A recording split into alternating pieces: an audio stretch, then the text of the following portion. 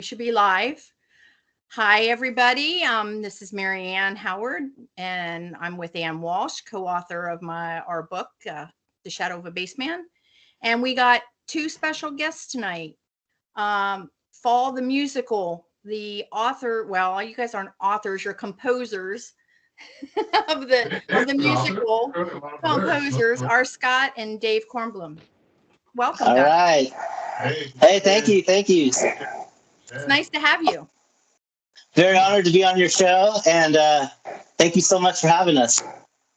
Thank you for being our first guest on our show. It's very special for us to have you. And thank you for doing this awesome album and creating this musical in honor of Paul McCartney. That is just wonderful. Thank you. Yeah. Thank you so much. Over everything else. Yeah, that's been our prime focus when we decided to write the book last summer. We wrote it in 10 weeks. And I understand you guys did it was pretty fast paced for you as well when you wrote. Actually the writing was pretty fast. Yeah. They sent me a bunch of lyrics and I had some music and then I wrote some new music and it kind of just worked that way. Yeah. So go ahead. It was really fast. I got the idea over to R. Scott, and then he sent me like all this music that this is what you write on, this is the instrumentals, and it all just kind of told me what to say. So the process was really great. And I used graph paper, so that helped me. Graph paper, I hadn't heard that one. So all you writers out there, it's all about graph paper. Keep it squares. Yeah. Yeah. How long have you been researching the Paul is dead rumor? So I'm a big YouTube premium person, so I'm always into all the videos about all the cool subjects going on. And I would say about 2015, 2016 until now, I started seeing an influx of all these kind of videos from Mike Williams to I'm a Phony and Winged Beetle and all these different kinds of people with videos. And I was seeing the evidence over and over until it really changed my opinion so much. And it just made me think this is not how, rock and roll is, or I didn't perceive it right, and then I accepted that they're two different people. So around 2019, when I first heard the music and it just all started coming to me, so I was saying that in those 3 years, it really hit me a lot. Before that, I never really gave it much thought. So as a musician, now that you are aware, have you gone back and compared bass lines, either one of you, as to before and after? I mean, I can see the difference. I can see the difference in his hands and stuff. Active bass lines, yeah. I'm sorry. Oh, go ahead. Go ahead, R. Scott. Oh, I was just saying, about 1966, you can hear a marked difference in the bass line. It just becomes way more active, and I guess he was punching in and doing all sorts of, studio stuff. So from Sgt. Pepper on 67. Actually, even before that, they were doing those techniques. Because I have all these books in my library of how they recorded the records and all the session stuff, recording the Beatles. So it's fascinating, all the stuff they did. Yeah. Rubber Soul and Revolver were becoming more revolutionary for, I guess, music at that point. Yeah, musically for sure. Yeah. Those are my favorites. Those are great albums. Yeah, those are my favorites too. Yeah, totally. Agree. Just like a peak, It was a peak, and then it went, no. I don't know if it would. No, it changed for sure. It changed for sure, though. So what I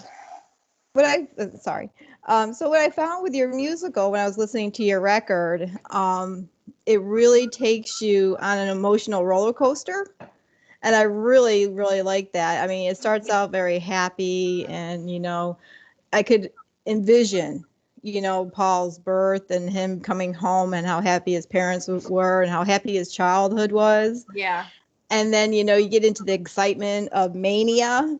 and how happy they were to, finally make it big and have all this fame and, the dreams come true. And then it takes you, on this other journey where you get that feeling of things are changing Impending for doom. him. Yeah. And then at the end, it's very tragic. And that's what music does. It brings out a lot of emotion. And I think your record really captures that really, really well. And I love it. It's wonderful. So thank you. Thanks so much. Yeah. Thank you. I can envision the whole story of him.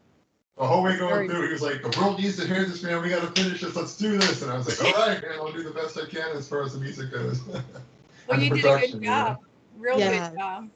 Yeah. There, I was listening to it today to get it back through into, into my head as to the, like you said, the progressions. And as you might have heard me say the other day, it just reminds me of a Phantom of the Opera type music where you have that happy, like she said, happy go lucky feeling. And then there's the, the ups and the downs and, Beautiful Disaster, R. Scott. I love it. Love it. It's, yeah. But it's a great song. Great song. It's a great song. But it also, the one with, I'm sitting here. I don't have it off the top of my head. Where he's questioning John and what's going on, John. There's something going on, John. Something going on here, John. Yeah, there's something going on here, and that just nails it. It brings it all back in. Yeah, that was the whole book burning era when John Lennon said that the Beatles were bigger than Jesus. And then also kind of like Paul was having dreams of impending doom. So like it just all came together in that song, and it was R. Scott's music, and then, we just kept working on it. For me, I had such a fun time doing the album with R. Scott that I didn't even care if it was released. I still listen to it every morning and just I'm trying to work it out and see if there's something I need to call him about. But I love it. Like 7 a.m, emailing back and forth. Okay, what do we do today? How do we do this? How do we figure this out? It's fun.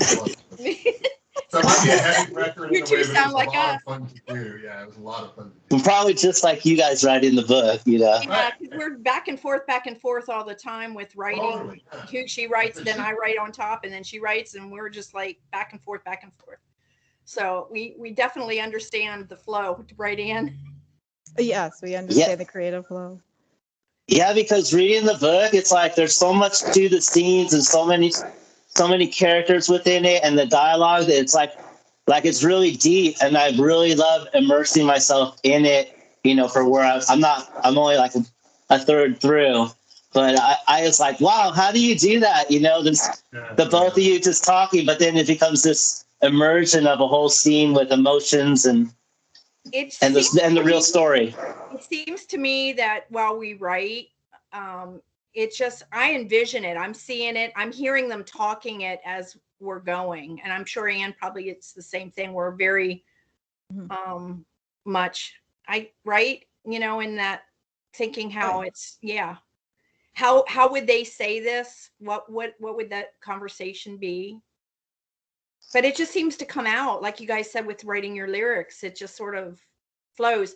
You've gone through the beginning, the what happened to Paul and them finding out, but now you're going to start getting into the whys and the really what happened, how Billy comes into the play into this. Yeah. I look forward to that. Yeah. That's great. We can read. It's drawing me in already, just skimming it. And I was like, I got to get to this book. I have one book to finish, and then I'm in there. Yeah. There you go. Oh, thank you. And it's a beautiful cover. It's a beautiful presentation. And then the person, John, who did the foreword for you. Yeah. I went to see his movie that he did on the Paul is dead. The Walrus, and it is intense and great. And I was like, wow, that really hit me. Yeah, the imagery. I watched it just the other day too, and it was like, oh, this is killer. Like the way he created such a dark, kind of brooding atmosphere, you know? And Yeah. Yeah. I'm sure he'll be really happy to hear that you guys said that. Yeah, I watched the outtakes too, so it was good. Yeah. Oh, good. Yeah, I think. Oh, you did? Nice. I can't wait for the next movie that he's already making. Yeah. The second one. Where he's where he's John Lennon, right? Right. Yes. And he's a great actor too. Yeah, it's John Lennon's point of view and what he went through after Paul's death and things. So, yeah, I think John, he played Paul in that, and he really captured Paul's personality, just that kind, gentle person that he was, very thoughtful and generous. Outstanding job. Yeah. Outstanding. Got dark too. Yeah, got dark. So, I think it's very important for, people, creative people like you and Marianne and John, coming out with different ways of telling the story. It really benefits. The research furthers the research, and it helps a lot to get his story out. So we thank you very much. Very awesome. Oh, definitely. It's a good challenge. Yeah. Yeah, well, it's nice to have somebody else do a companion piece. We're doing the book. You guys doing the music and the sound score. It's like someday we'd like to see a movie, wouldn't we, Anne? This is Paul's perspective. It's Paul's truth, and that's where we come from, and we were just glad to see you guys doing the same, coming from that same spot, same heart. Right. Mm-hmm. Because it's like I mentioned the other day with Philip Norman making that statement that sort of blew me away about Billy rewriting history. Paul McCartney rewrites history.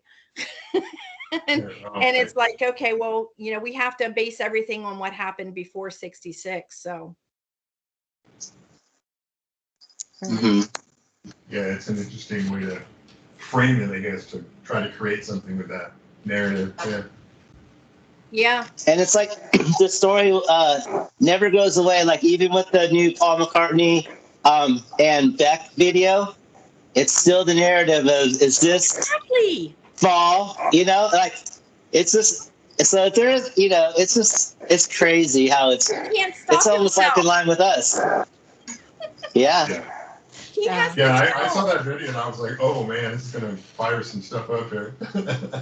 And people still don't get it that he's trying to expose the truth. I mean, how do you have a video of you? It's an older Paul, younger Paul, and younger Paul takes off a mask. I mean, you're got a latex mask on.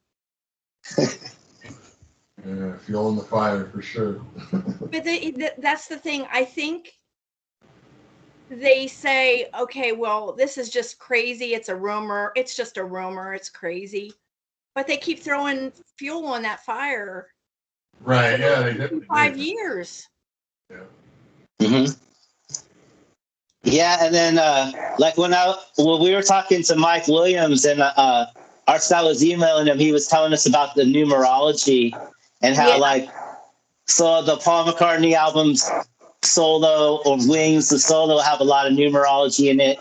And then like the third album they just put out is like, he had a whole like half-hour video about that. And it's kind of, I don't really understand it all, but it's really cool. I mean, like the whole, blows me away.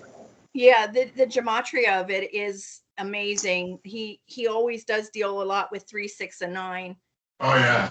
They're divine numbers that the satanic rituals have become like trying to take over some of those divine numbers. And I think it's time we all take them back. 9 was Paul's number and, Billy's number 6. And it just comes out that way. Mm-hmm. And it's amazing how it does that. Just like you releasing your video, I heard him say, he did the numbers on that. But that was Paul's birthday. So it is what it is. It just happened that you did it that year. So that it was given to you that year, to have it at a time. When Mike did that with the numerology, I was floored. I was like, wow. Because, you think about okay, let's put this in perspective and make it interesting in that way too. But I mean, he nailed it for me. And I was just like, some of that I didn't even think about. It was like I was just, putting it in order. Well, it seemed to make sense, Yeah, and he liked the numerology in our album. He said like Your the number fall 11. song was number 11, and that's like fits, and the 13 songs, which is R. Scott's number 13, and it was just really amazing. Yeah, it's funny how those. It's not funny. It's just it's the way of the world. We are synchronistic like that. Yeah. It's an order. It's how it is. I know I started in a spreadsheet with the numbers and just plugging in different things, and I haven't done that for a while, so I'll have to add some more things to it and see where we come out. There's a guy on YouTube called Tom Numbers, if you've never seen him, and he equates a lot of stuff to the numbers, and he can sit there and go and run through just even adjectives and adverbs and names and nouns, and this has this number and then all the things that go with it. It's crazy. Yeah, it's fascinating. It is a fascinating subject. Yeah. I read about it whenever I can. You might like his videos then. I'll check that out. I'll definitely check him out. Yeah. It's like they say, God is in the numbers, but the devil's in the details kind of thing. Yeah, the devil's details are changing the numbers, but however you want to put it. Yeah. However you want to put it. So what are your plans for your musical, your record? What's in the future? Well, we got a lot on a lot of things. We want to do a stage presentation of it, like a band version with some visuals, and then take it to make it an actual play, And I'm talking to people about that right now that I've kind of worked with in the past as a pianist, accompanist. So we're just getting started, because everything's still kind of weird with the lockdowns and the pandemic, and venues. So, but we're looking at next summer. Maybe by June 18th next summer, we can get this thing on stage. I want tickets. Thank you. Yeah, that's our plan. We're just trying to build up the brand awareness of our album. And so thank you so much for having us on and spreading the word and then we're trying to. Art Scott's really doing a lot of great legwork, putting together all the pieces to make the theatrical happen. And we hope to have it, like you said, next summer in an outdoor event, full theatrical. So we're looking forward to that, and that'll be the next level for us. Yeah. Awesome. We look forward to seeing that. Yeah. Oh yeah, but we'll figure out a way to broadcast it somehow too. So. Well, and I noticed, and I forgot about the fact that we're all sort of still in lockdown, or we're going back into lockdown, whatever. Maybe, yeah. Yeah. That you guys were able to get this all done and recorded, and have all these instrumentalists in there. I mean, you had strings, and did I hear flute in one, and so it wasn't just guitars and drums and stuff. It was a whole score. It's just fortunate that everybody in Long Beach is a musician and everybody in Long Beach has a studio. And it really came down to that. At least our friends, So we're like, hey, Anthony, can you play some drums? Can we record here? Hey, Nick, can you play the trumpet? It's like, sure, I'll just do it in my studio because, we couldn't get together at the time. So we made it work somehow. Yeah, so everything was set. Did you down tracks and then it brought it together, or? Yeah, they would track separately in their studios, and they would just send me the tracks over Dropbox, and then I would put it in my DAW. It's a DAW, and then mix it and cut up things if I needed to, or do whatever I needed to do. That's crazy. It was good for me too because it gave me a focus during the pandemic. I wasn't just sitting in my house going, "What do I do?" I was like, "Oh, I can work on this music." That's what we were doing. Yeah, it was a great thing for the pandemic because we had a great project to work on, and we back and forth was killer too. So we were just like, all right, forward. We weren't trying to get it done that quickly because we were just like, but it just got done, and yeah, it was a great experience from everyone that contributed. So it was just like the whole thing was great. Yeah. that's just amazing to be able to sit there and think that somebody just played that instrument at their studio and it just all came together, because it just sounds like there's an orchestra there in those first couple songs that you would never know that it was pieced. Yeah, and our friends have skills. They know what they're doing for sure. Yeah. So many great musicians. We got to give it up to Chris Paul overall for doing the great vocals too. Oh, yeah, exactly. It was Dave's idea to get him to sing it, and then we approached him. He's like, "Yeah, that sounds great." And then he did it all on his own too. We would just send him the songs, without vocal, and then he just took it to the next level, kind of, He had been building his own studio, so it was perfect timing for him because he had just finished the studio when we asked him to at his place. So when we wrote it, I was like, I originally wanted the fall song, and I wanted to be on our last album that we put out in 2020 called After the Rains. And our staff was like, hey, we should put this aside, and I have some music, we can make it a musical. And then I started thinking, well, we should cast this. And when we met up at the compound, we both said our style. We both said Chris Paul overall. We both said, CPO. And I didn't think he was going to go for it, but he did. And he did a tremendous job. Man, super proud of what he did. Yeah. Yeah, he did.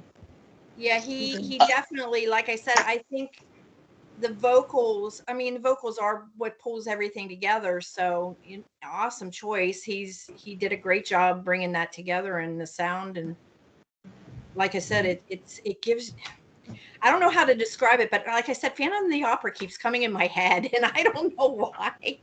Well, it's the mask, right? The mask element. Yeah, well, that's true too. Let's take the mask is coming off. Yeah. But that was the vibe I got. It's just a different way of doing it. But right. So,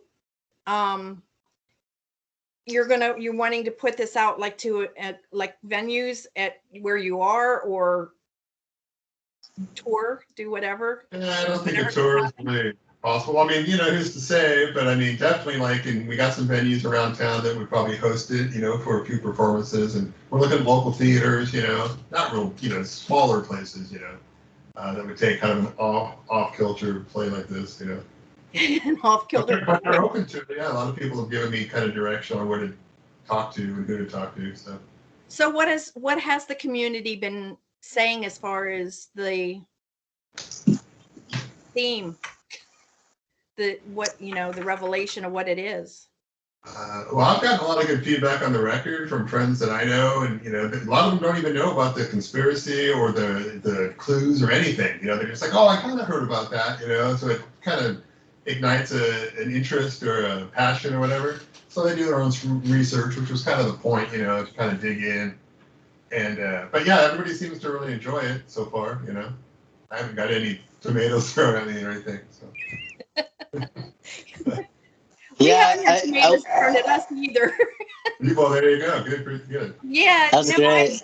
I think that's something that we found, right, Ann, that when we start talking to people, and I think because of the awakening that's going on right now, people are just more open to realizing that the government can do this kind of stuff. Yeah, things are always what they seem, for sure. Yeah, I've talked to some people, and you just show them a couple of pictures of Paul before 67, and then you show after, and they're like, that's not the same guy. They cannot be the same guy. So once you point it out through visuals, people realize, and that's the start, get people aware that there's tragedy in the music industry that goes on.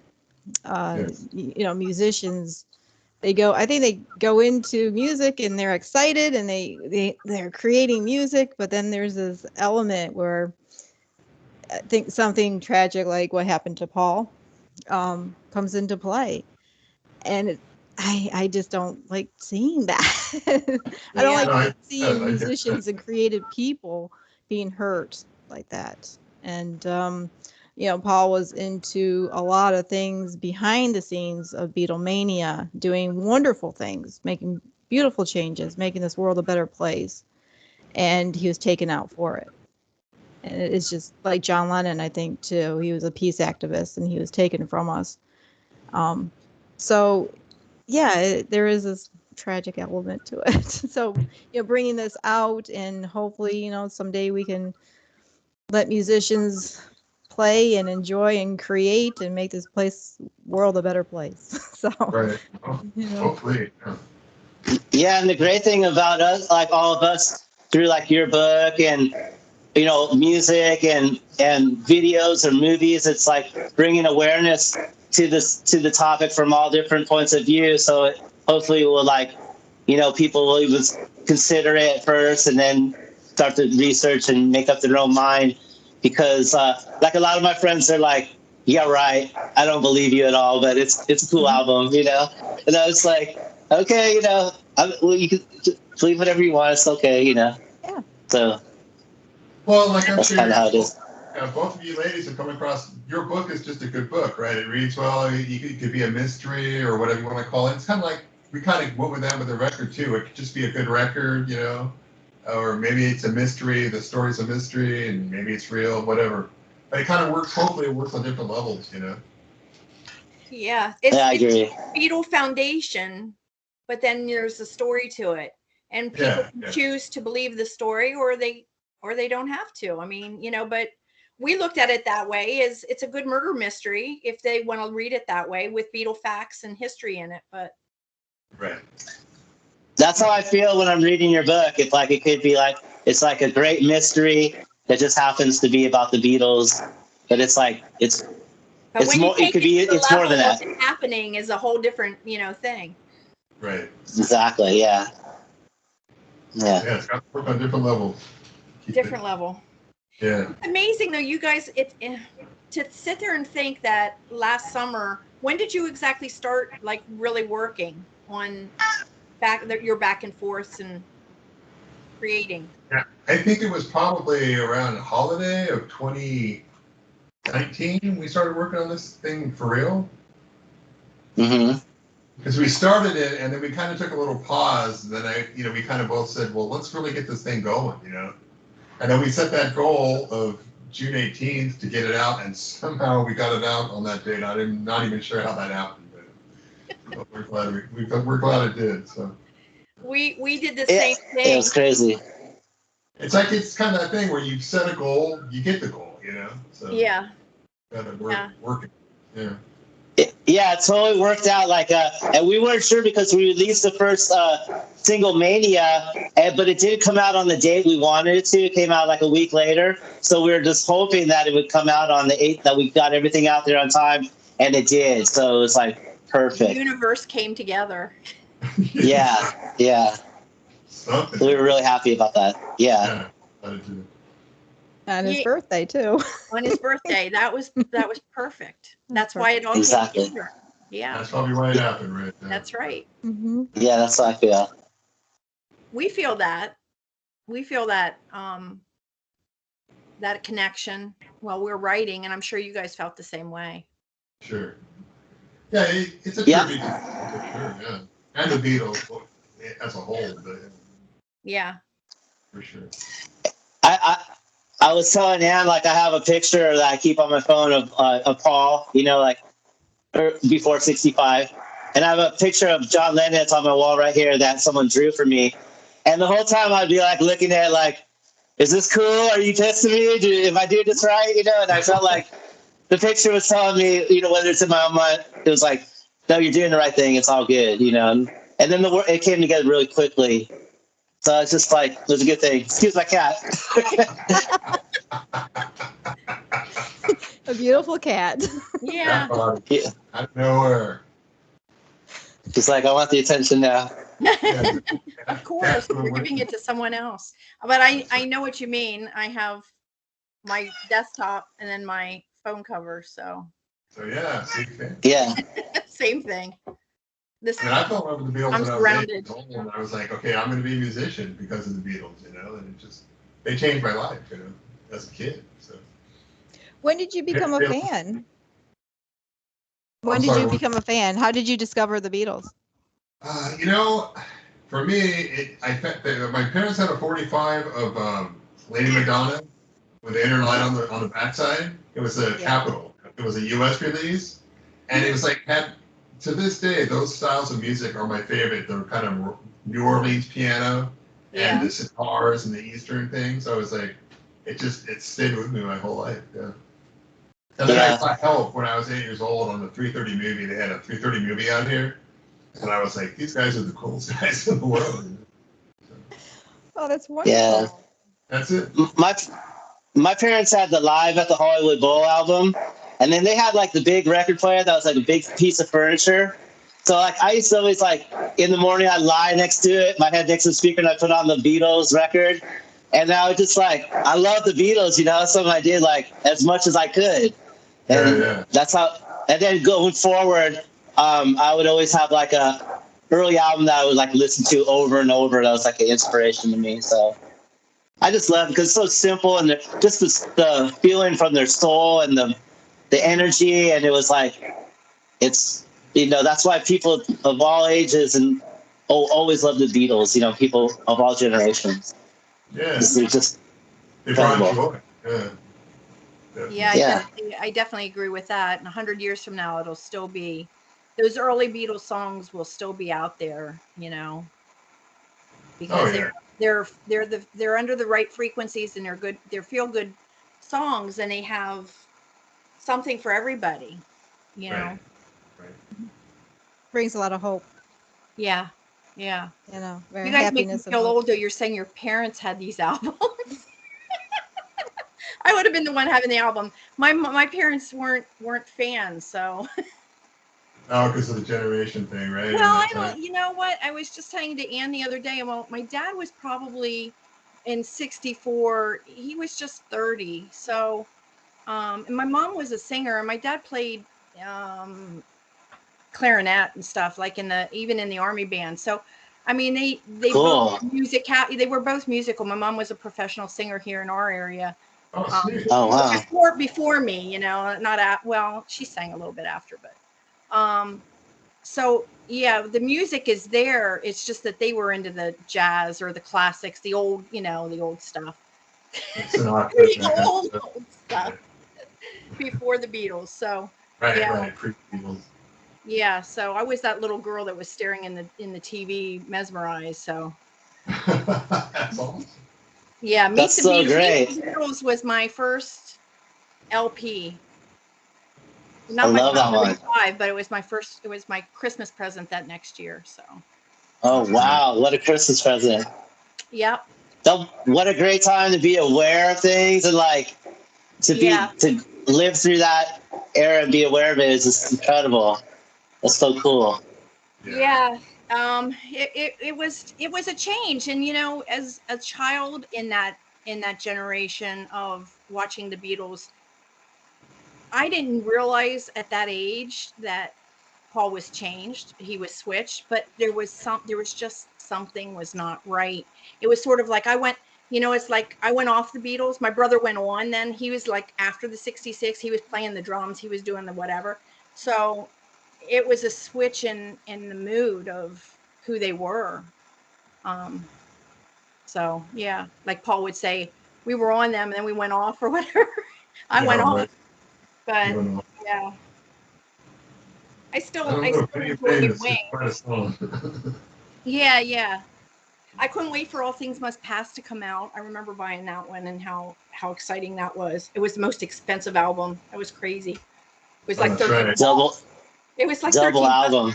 Double album. That was a triple album. It was a triple album. Oh, triple album. That's right. Wow. I think that was the first one that was a triple album, wasn't it? I think so, yeah. I think Concert for Bangladesh wasn't that 5 records or something like that? It might have been. Yeah. Oh my god. Yep. That's awesome. Yeah. I think the first Beatle album I had was Help, the American release, and then 62 to 66 and 67 to 70. Those albums were like epic when I was a kid. I wore them out, Yeah, me too. Those are epic albums for me as well. Those are the biggies. Greatest hits. Yeah.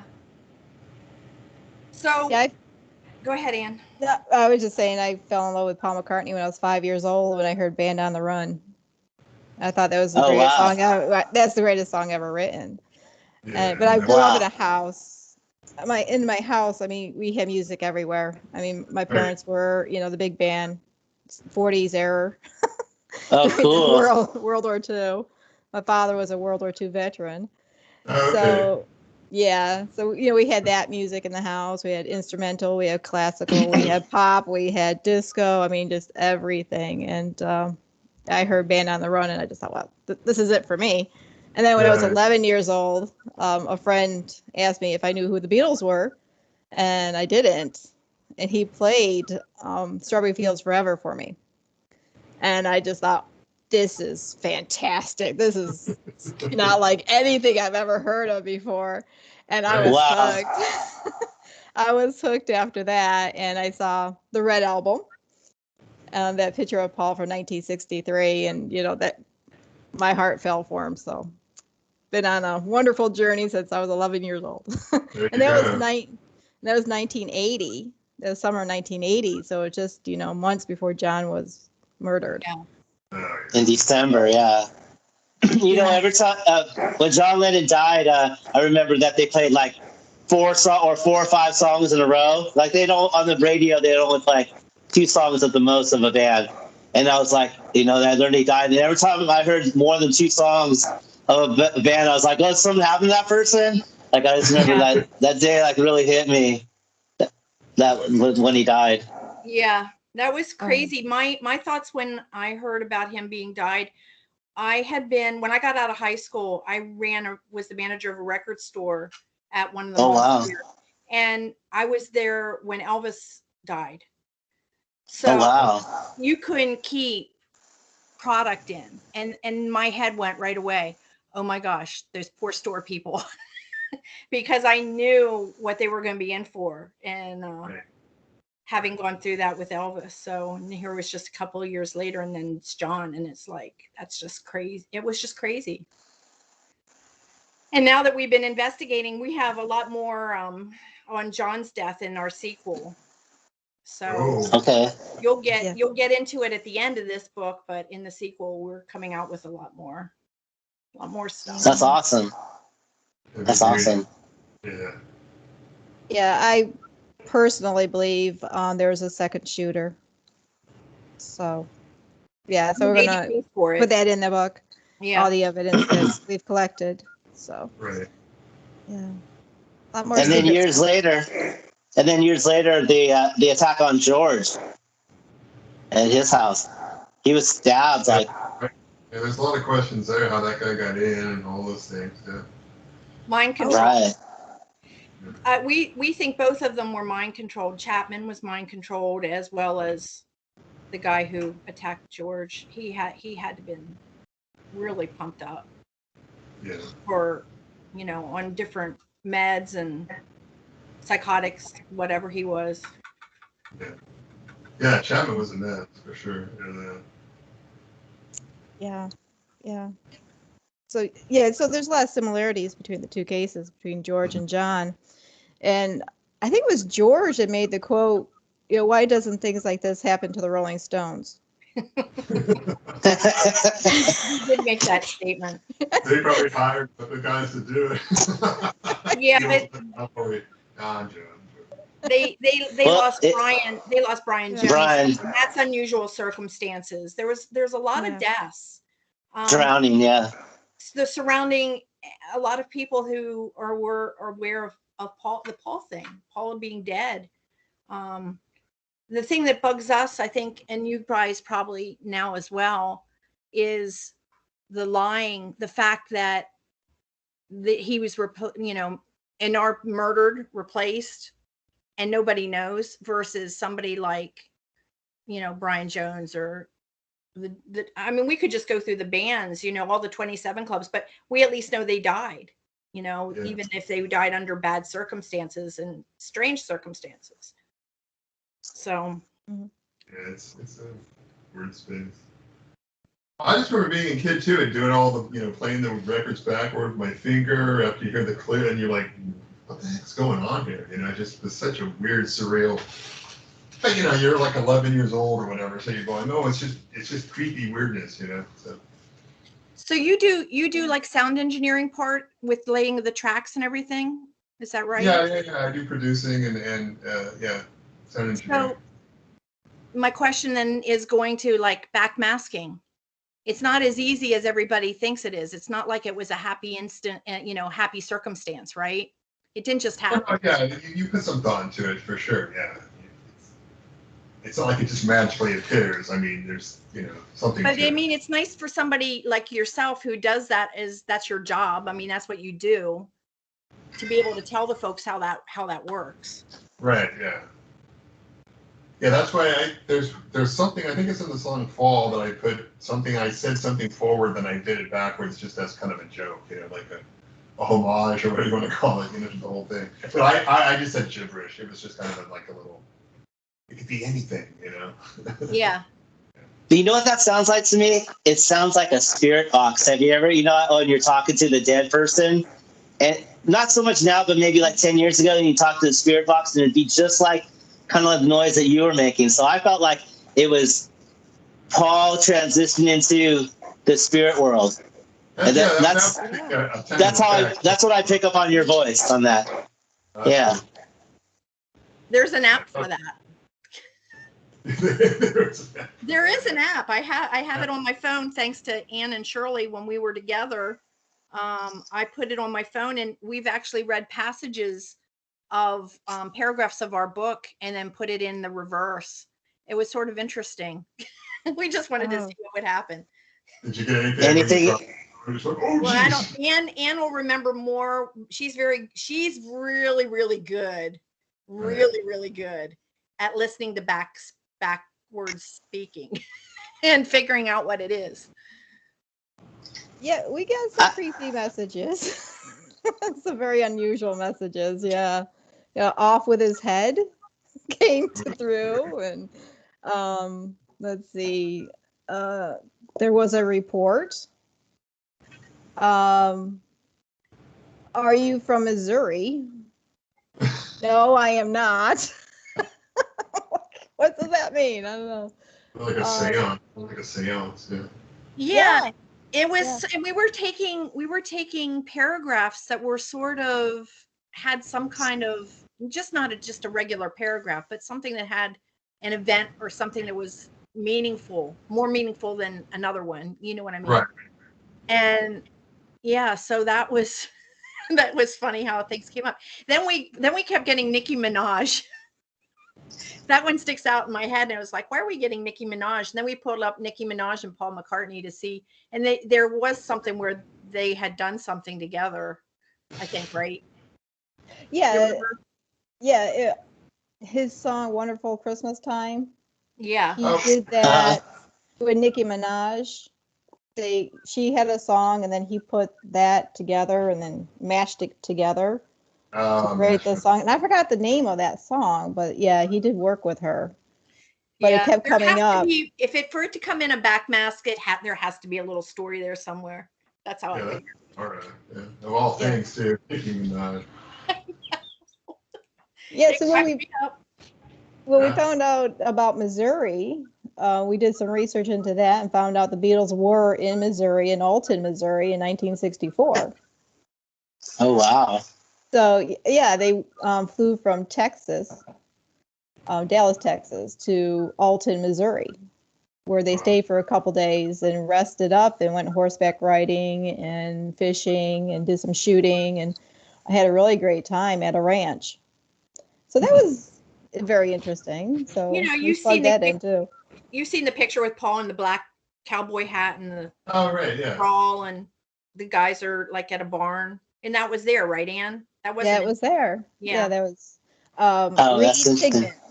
It was Reed Pigman's farm that they were there. So I guess he was a millionaire in the airline industry or something, and invited them for a weekend to come and rest at his ranch. I read that somewhere, yeah. I remember reading that. Yeah, so I thought, well, that's a great story. We'll just plug it into the sequel. Yeah. So the backmask. Definitely. helped us give a new life to Missouri's storyline there.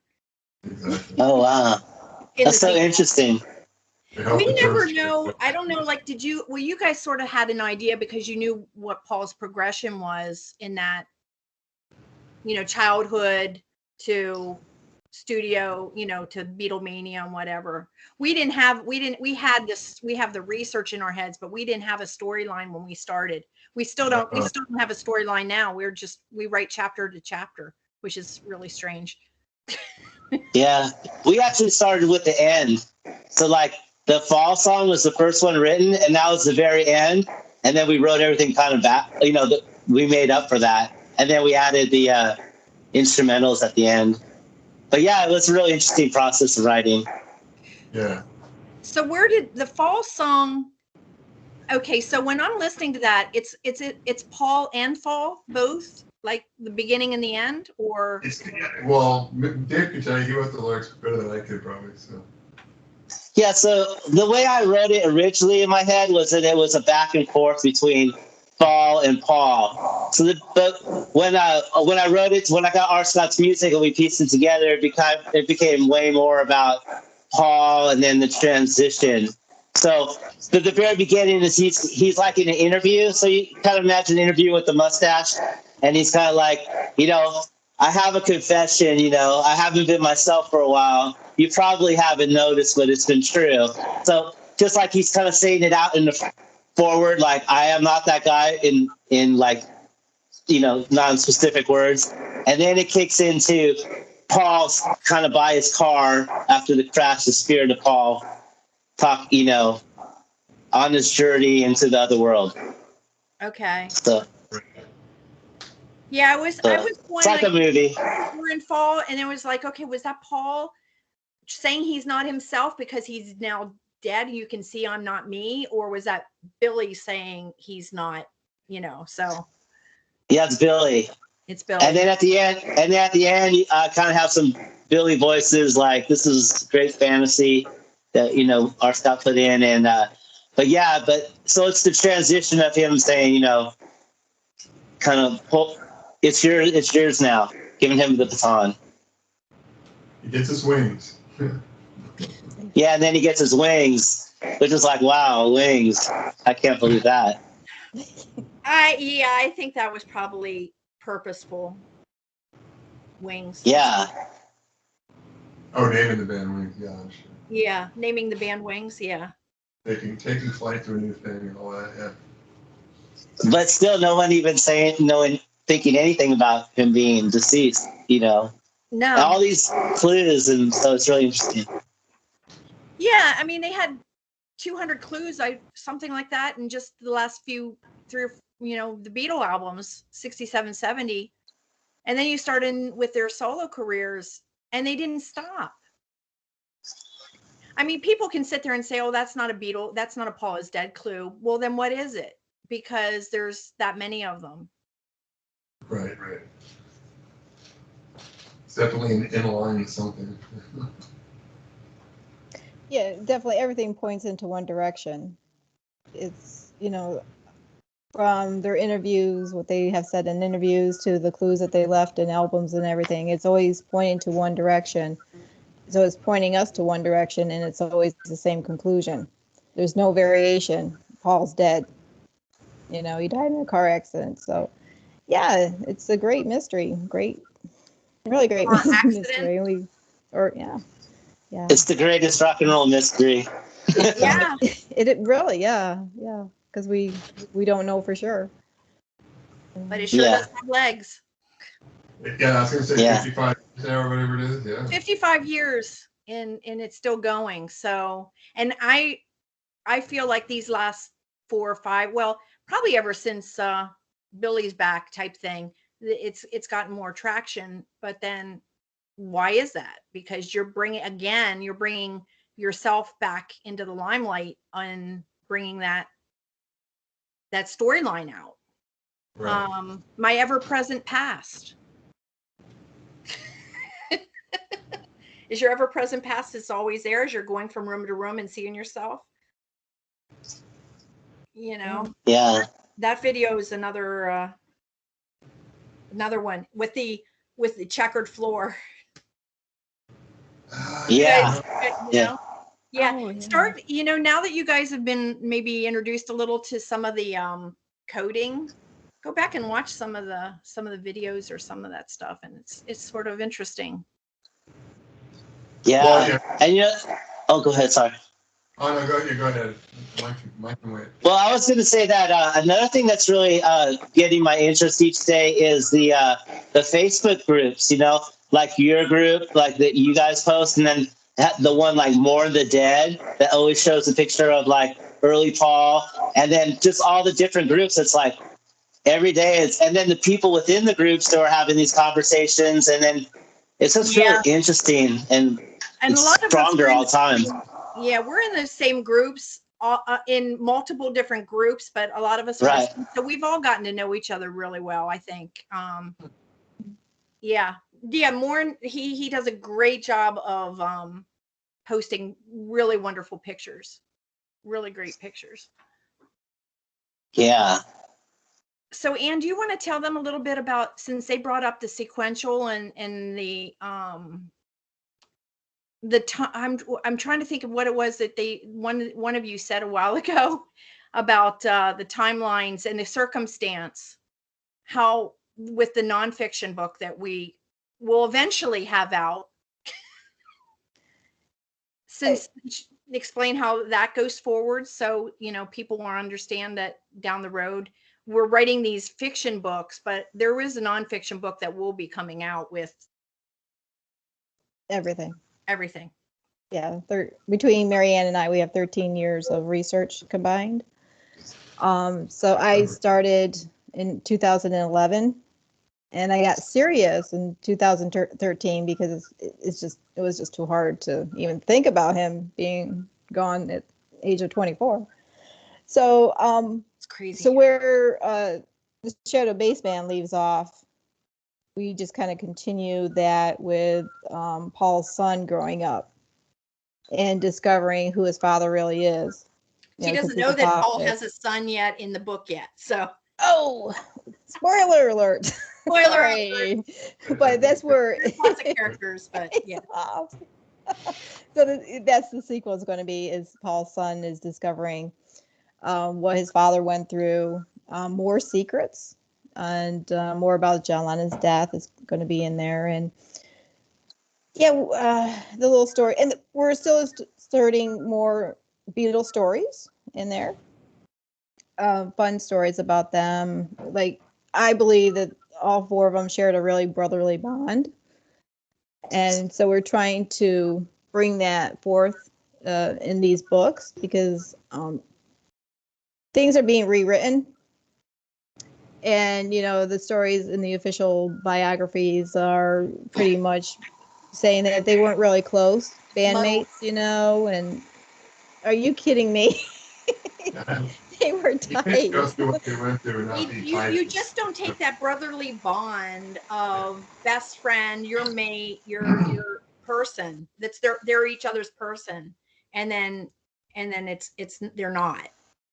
Yeah, that's not right. And they've been through experiences together that no one else has been through. It's just the height of fame and the pressure that they're all under together. I mean, they would have to have a very tight bond between all of them. Yeah, music, everything.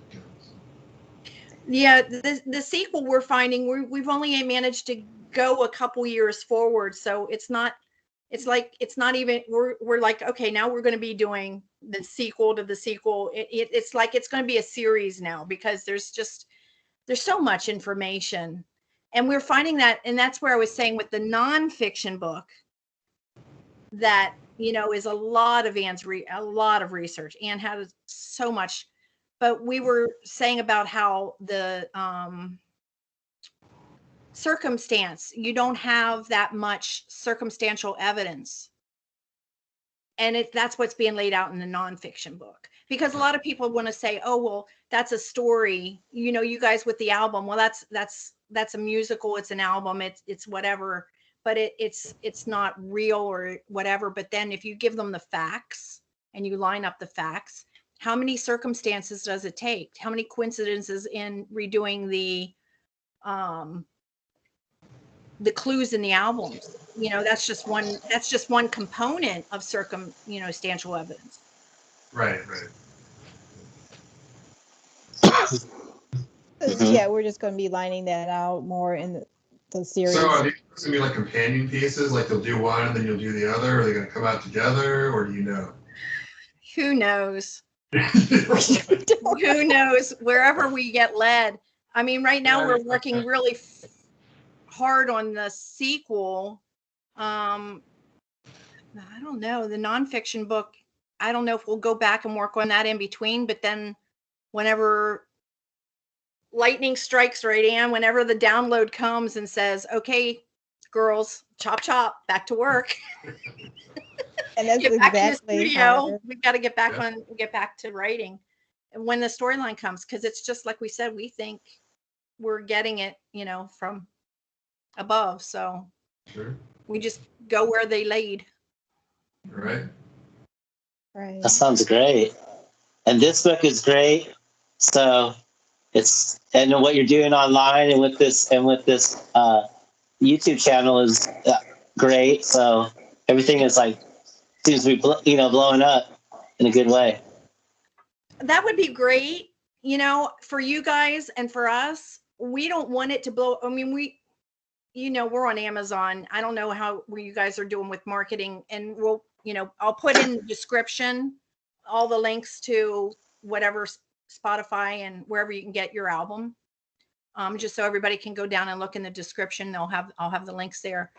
But I mean, we don't really make that much on the book in Amazon.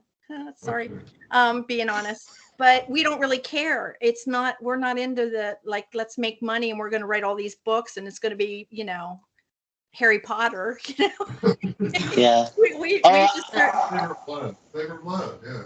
Yeah. Well, I meant more blowing up in that, everything's getting done, everything's happening. So yeah. That's what I mean. It's like we don't care. We want the truth out, and that's what we feel is the truth. We feel like that story needs told. So. Yeah. Yep. There you go. And your musical is part of that movement to get the word out, It blows my mind that it all came together. All four of us were doing this last year all at the same time. Yeah, it's a great thing. Actually, I was going, wow, that's crazy to think that 2 different groups of people were working on a creative project on the same subject. I was like, really? That's fascinating. Yeah. Yeah. Mm-hmm. And it's super cool. That's why it's so great that we all met each other, because we're all doing this at the same time. So from the same perspective. So it's really great. Whatever the marketing is, it doesn't just that happens. Do you guys get synchronicities? Yeah. In general, all the time. All the time, totally. Yeah. No, I feel like I get Paul synchronicities, just like when I watched you, Dave, on the show. I mean, I always find a companion. Like one thing will come up and then something else will come up and then something else will come up. And it's like, okay, I got to pay attention to that. Sometimes I'll watch a YouTube channel, somebody that I usually watch. And it happens that those shows are the ones I watch where they bring up the Beatles or they bring up Paul and they know Paul's dead. And they bring up John or they bring up something, Jimmy Savile, a lot of them, and I'm like, I just happen to be watching this one at that point to get that information. So it's just sort of my synchronicity. Wow. Yeah. Yeah, and our character, we were trying to find a name for a Russian soldier, because there's this Russian component there. And so I shot Marianne a note and I said, okay, I'm thinking the name Sergey. And she goes, I was just thinking the same thing. She said she needed a Russian name, and it was like, that was what name hit me as she was telling me what name she was going to be. And it was just like that. We do that kind of stuff all the time. It's freaking. Yeah. That's great. Yeah, when I'm reading your book, it's it seems like it's from, one voice, and it's creating this whole thing. So I don't really. It's really cool. It's great. You guys have done a great thing. So the book is really great. I haven't finished it, of course, but so far I love it. Yeah.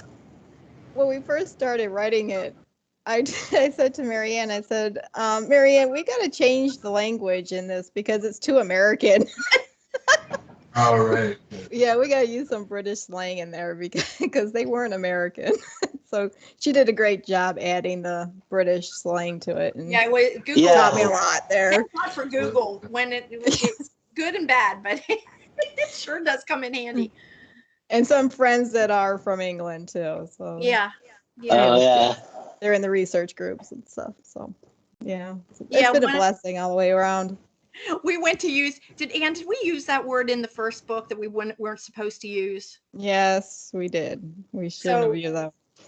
We have a friend over in England that said, I know you girls are from America. You probably don't know what this word really means. Yeah, exactly. Be careful. Maybe we did, and maybe we wanted to use it. I don't know, but we must have used one that they don't usually use even over there. So he told Anne. She told me. I was like, oh my gosh, that's crazy. Yeah, it's banned over there. They can't use it. And I'm like, well, I can see John saying it, so. Exactly. Right. John would say anything. He would say just to say it, right? Exactly. Yeah. You can't tell John not to say something. You just go ahead So, and say it. what's the perspective in England towards the conspiracy? Your friend and then other people you talk to. Well, there's people in the groups that are from UK and Europe and different ones over there that are aware.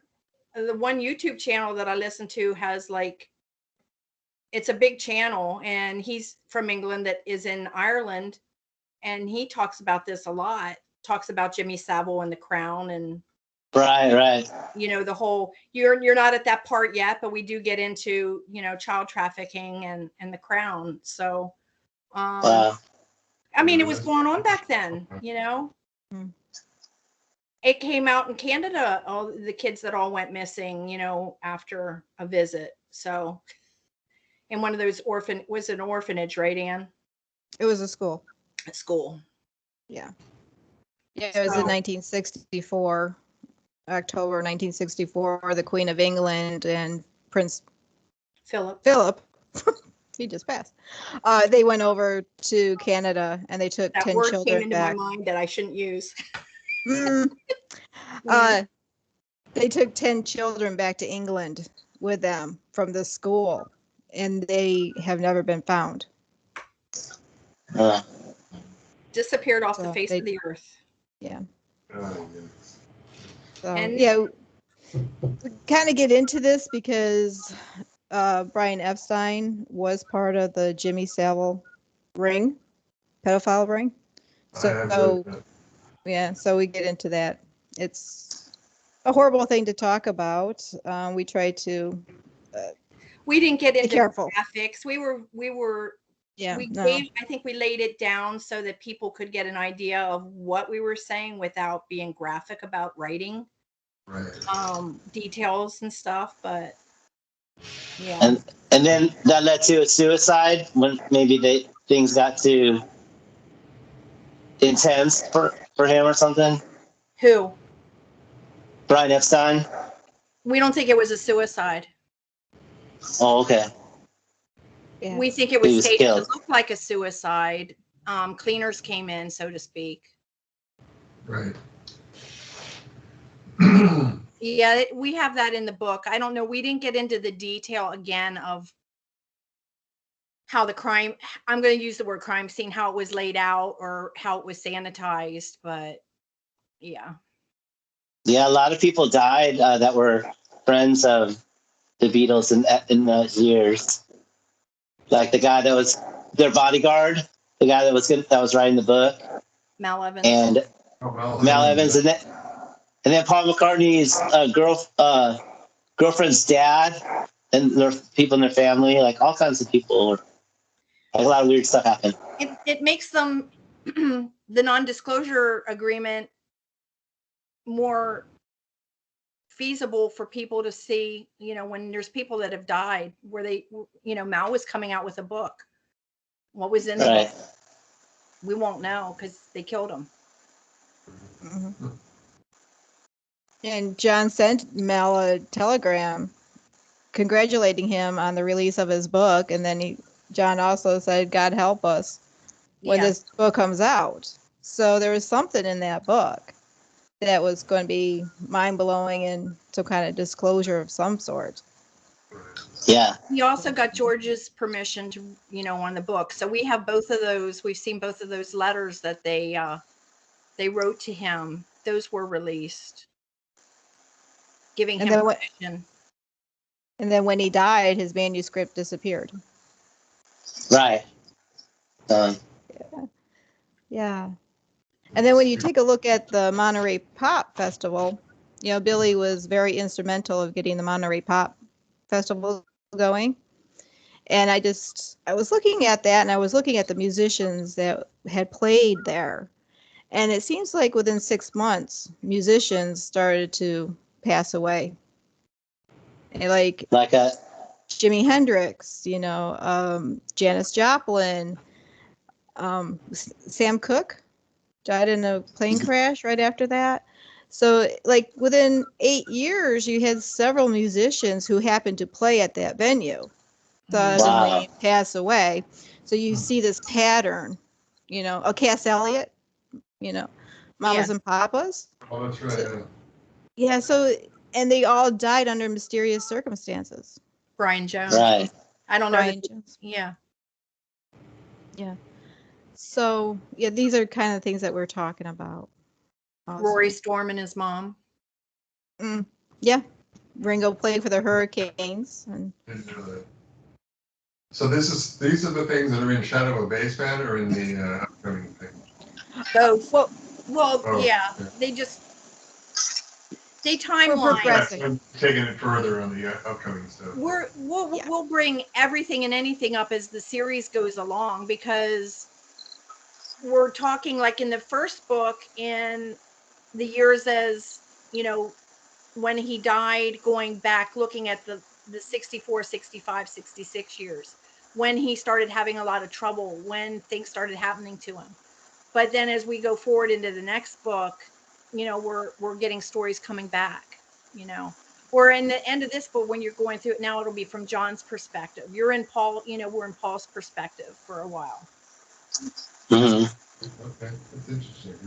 Yeah, like I said, the nonfiction book, we probably, and I mean, how many volumes could we make out of that book? Probably 2. Yeah, at least. Originally, it was 1,000 pages. When I first wrote it, it was 1,000 pages. But of course, you had to take stuff out of there and cut it down because. I don't know. I think we're liable to put it all back. Put it all back together and just make more volumes, because, I feel like if there's something out there and it's researched and it's, it goes with the story, that it's factual, whatever the factual is, it should be in the books for the nonfiction. Yeah, the more facts, the better. Yeah, because how many circumstances does it take? That's the point.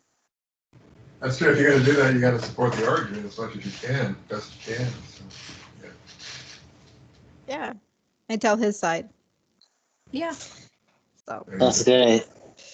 You have a vision, yes, purpose. Yeah. So those are the things we have in store, down the road.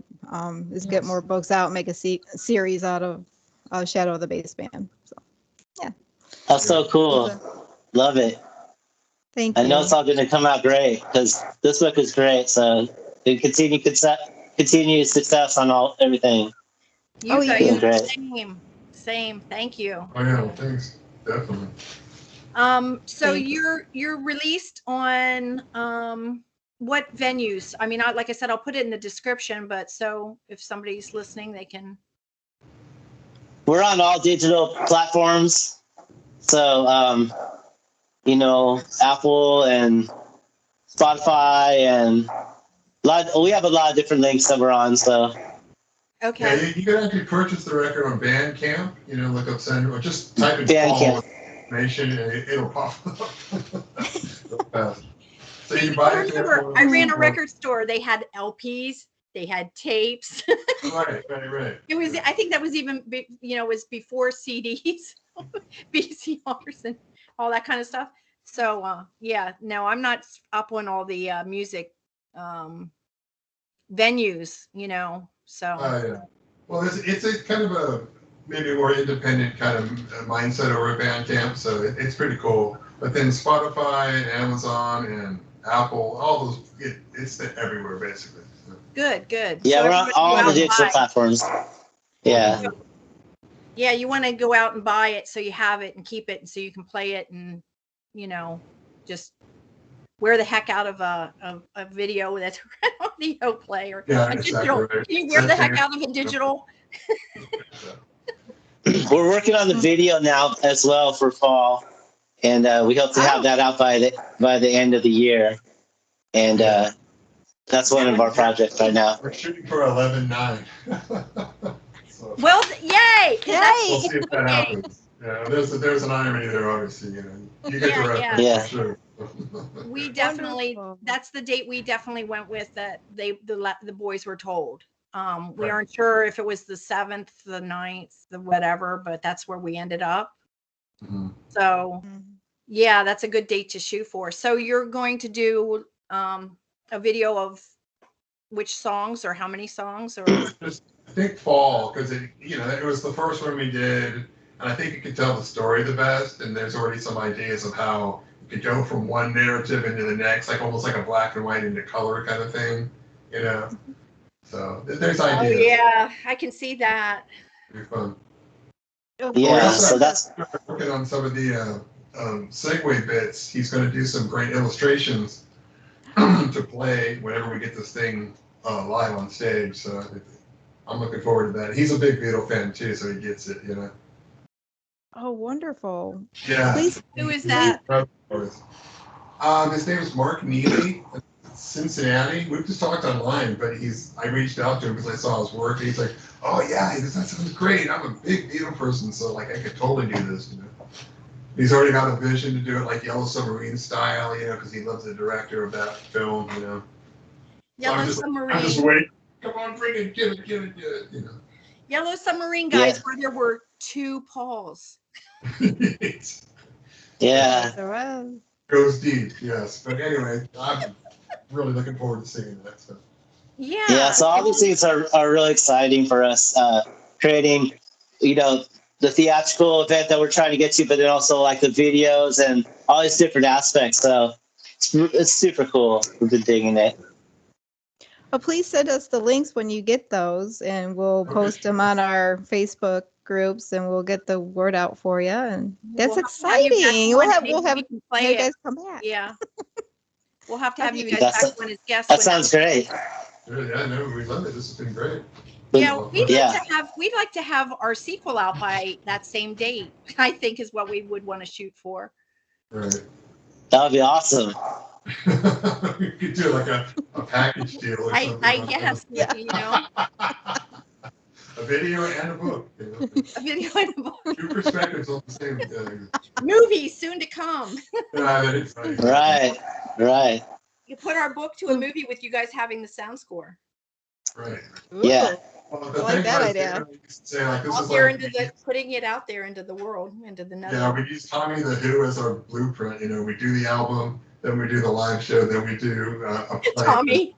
and then the Broadway musical. So Yeah, the whole thing. it's Tommy style. Tommy Well, style. Yeah. The Yeah, I Who, love it. the substitute. There you go. Yeah, that's a good one. That's good.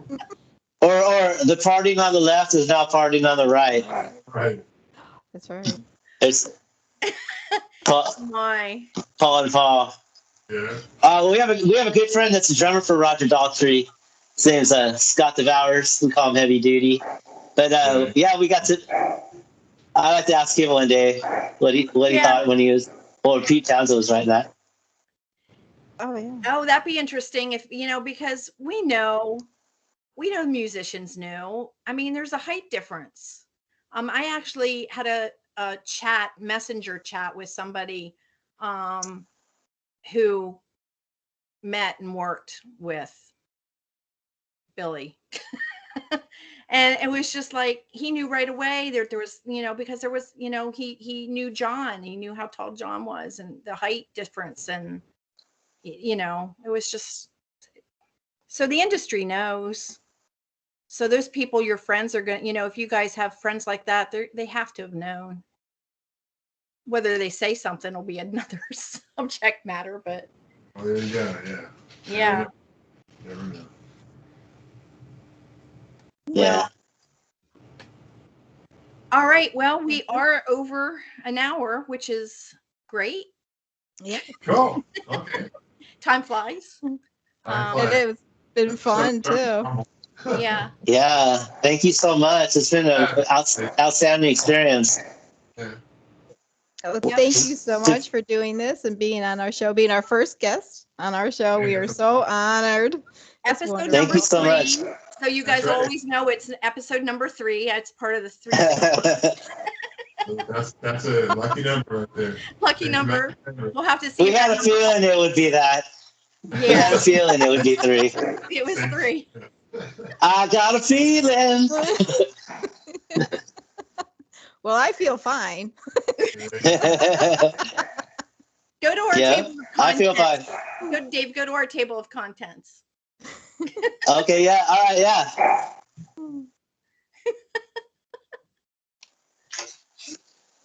Let's see. He has it right. He has it right there. There you go. In my life. Where is it? I want to put my readers on so I can read it, but I can't. I don't think we used I Feel Fine. No, but we probably will at some point. We have a lot of books to go. There you go. Yeah. Dan messaged me the other day I and love said, it. Did we use this line yet? And I was like, no, I don't think so. Okay, well, that's the name of the next chapter. So, Yeah, that sounds great. I love it. Yep. So it does, yeah. All right, guys. Well, we'll wrap this up, and it was great chatting with you. We wish you lots of success in this, getting this out, and the music out, and going on to the videos. That's just great. I'm looking for. Yeah, I'm a visual person too, so you combine the auditory and the visual. Is like, this is great. I'm so excited for you. Turn out. Thank you so much. Yep. Thank you. Continued success for you guys too. Thank you. Yeah, Thank you. great success, Eva. Thank you, Marianne and Ann. We appreciate you much. Oh, we Sure, appreciate you. Thank you very much. And Paul once said to remember him with a smile. So give your smile to someone today. Thank you for joining us.